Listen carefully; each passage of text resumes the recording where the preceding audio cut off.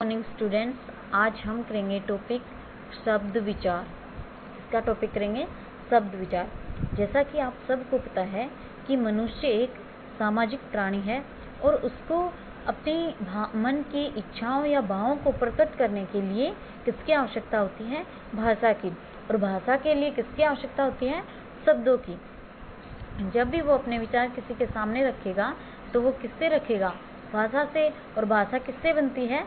शब्दों से। तो बेटा देखो, जैसे हमने कोई भी नाम बोला, सुनील। जैसे हमने इस लड़के का नाम बोला, क्या? सुनील। सुनील यानी ये एक शब्द है और कितने वर्णों से मिलकर बना है? अनेक वर्णों के मिलने से बना है। क्या? सुनील। देखो बेटा, कौन से वर्णों से मिलकर बना है? से, उ, ने, ई, ले, ए। से, उ, ने, ई, ले, ए। कितने वर्ण होंगे बेटा इसमें? 6 वर्ण होंगे। ये जो शब्द बना है कितने वर्णों के मेल से?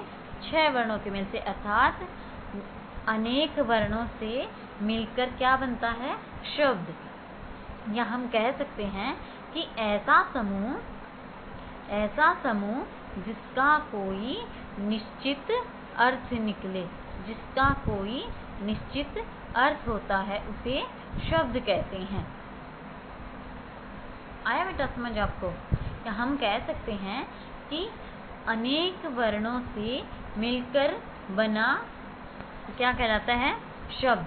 अनेक वर्णों के मिलने से क्या किसका निर्माण होता है? शब्द का निर्माण होता है। एक बेटा इसकी हम कह सकते हैं कि इसके लिए तीन बातों का होना आवश्यक है। क्या क्या? एक तो शब्द एक या एक से अधिक वर्णों से मिलता है। आप सोचेंगे कि एक वर्ण से कैसे बनता है? देखो बेटा, जैसे हमने बोल दिया वे। अगर हम देखें तो ये क्या है? एक वर्ण है। और क्या इसका शब्दों की जगह प्रयोग किया जाता है? हाँ बेटा, जैसे हम कोई भी वाक्य या कोई भी बात बोल रहे हैं कि श्याम व राम, राम व श्याम, तो ये किसका काम कर रहा है यहाँ पर? शब्द का। तो बेटा हम कह सकते हैं कि एक या उससे अधिक वर्णों से मिलकर बनता है। दूसरा, शब्द का एक निश्चित अर्थ होता है। जैसे बेटा इस वे का क्या अर्थ है? और, अथवा। तो शब्द का एक निश्चित अर्थ होता है। और नंबर 3 पे, शब्द का रूप स्वतंत्र होता है। शब्द का रूप स्वतंत्र होता है। ये अपने आप में स्वतंत्र होते हैं, ये किसी से बंधे हुए नहीं होते। आगे देखेंगे बेटा इसमें शब्दों के भेद। क्या देखेंगे बेटा आगे? शब्दों के भेद। शब्दों के भेद में हम देखेंगे कि जो शब्दों के भेद का जो वर्गीकरण है, शब्दों के भेद का जो वर्गीकरण है वो 5 आधार पे किया जाता है। कितने आधार पे बेटा? 5 आधारों पे। नंबर 1 पे वाक्य में प्रयोग के आधार पर। दूसरा, उत्पत्ति या स्रोत के आधार पर। तीसरा, रचना या बनावट के आधार पर। चौथा, व्याकरणिक प्रकार्य के आधार पर। और 5वां, अर्थ के आधार पर। देखो बेटा, आपकी बुक में 4 प्रकार के दे रखे होंगे। ये कैसे? वहाँ व्याकरण प्रकार्य के आधार पर आपको क्या दे रखा होगा? अर्थ के आधार पर शब्द में जो पहला भेद होगा उसके भेद दे रखे होंगे। ये मैं आपको आगे समझा दूंगी अच्छा से। आगे देखो बेटा, आगे हम करेंगे वाक्य में प्रयोग के आधार पर शब्दों के भेद।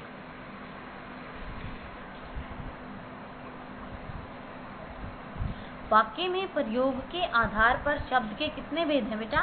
2। वाक्य में प्रयोग के आधार पर शब्द के कितने भेद हैं? 2। सार्थक शब्द और निरर्थक शब्द। जिनका कोई निश्चित अर्थ होता है, जिन शब्दों का कोई निश्चित अर्थ निकलता है, उन्हें क्या कहेंगे? सार्थक शब्द। जैसे कार, बस, पूजा घर, पानी, लड़का आदि। इन सब का आपको मतलब समझ आ रहा होगा ना बेटा। कार से मतलब पता है आपको, बस, पूजा घर, पानी, लड़का, मेरे ख्याल से अच्छे से पता है। आगे है बेटा निरर्थक शब्द। जिन शब्दों का कोई अर्थ नहीं निकलता उन्हें क्या कहेंगे हम? निरर्थक शब्द। बेटा ये जो निरर्थक शब्द होते हैं ये सार्थक शब्दों के साथ ही लगते हैं और ये वाक्य को पूरा करते हैं। जैसे बोटी, खट, वानी, पटल, मकल आदि। जैसे बेटा हम बोलते हैं ना रोटी वोटी खा लो, तो जो रोटी शब्द है वो क्या है? सार्थक, और जो वोटी शब्द है वो क्या है? निरर्थक। ये सिर्फ हमारे वाक्य को पूरा करने के लिए प्रयोग में लाया जाता है। बेटा जिन शब्दों का कोई निश्चित अर्थ निकलता है उन्हें हम क्या कहेंगे? सार्थक शब्द। और जिन शब्दों का कोई निश्चित अर्थ नहीं निकलता उन्हें हम क्या कहेंगे? निरर्थक शब्द। देखो बेटा हमने देखा कि जो शब्द है वो किससे बनता है? वर्णों के मिलने से। वर्णों के सार्थक समूह को हम क्या कहेंगे? शब्द कहेंगे। फिर शब्द के भेद। शब्द के कितने भेद? शब्द के जो भेद हैं उनको 5 आधारों में बांटा गया है। उन 5 आधारों में सबसे पहले हमने किया है वाक्य में प्रयोग के आधार पर शब्द के भेद। और इसके कितने भेद हैं? 2, सार्थक और निरर्थक। अब आगे देखेंगे हम।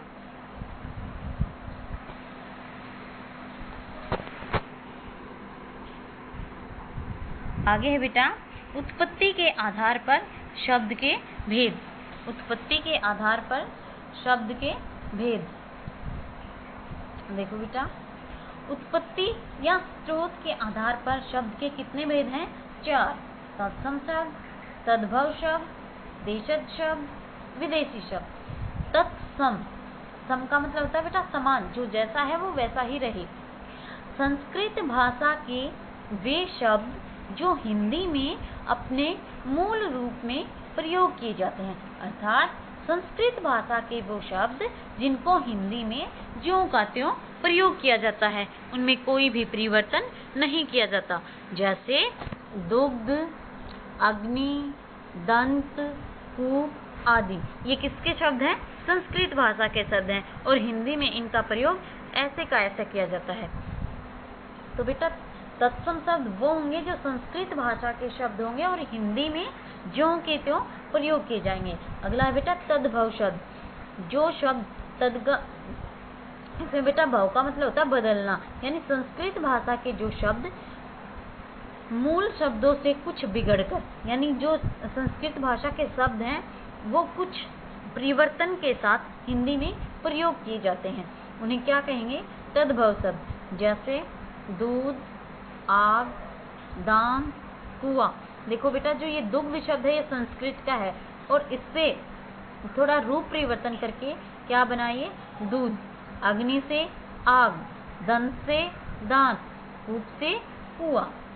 आगे है देशज शब्द। जो शब्द स्थानीय या क्षेत्रीय प्रभाव के कारण आवश्यकता अनुसार हिंदी भाषा में आ गए हैं उन्हें देशज शब्द कहते हैं।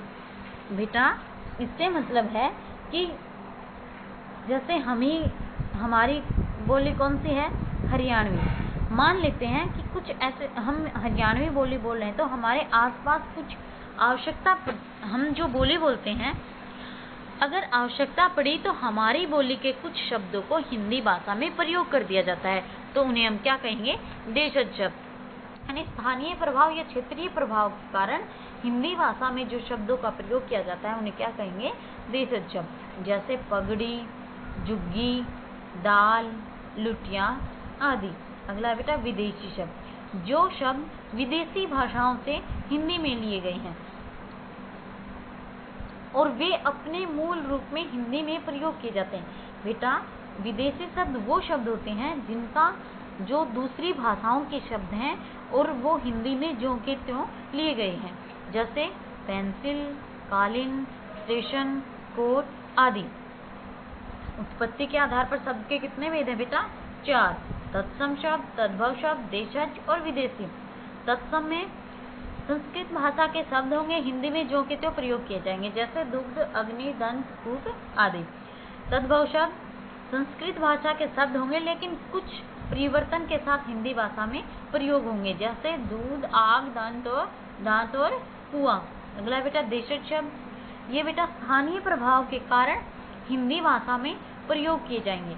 ऐसे शब्द जो स्थानीय या क्षेत्रीय प्रभाव के कारण हिंदी भाषा में प्रयोग किए जाते हैं, जैसे पगड़ी, झुग्गी, दाल, लुटिया आदि।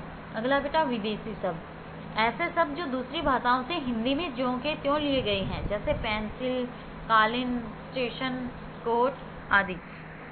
बेटा इसका नेक्स्ट आगे के जो पार्ट हैं इसके वो हम नेक्स्ट वीडियो में करेंगे। Thank you.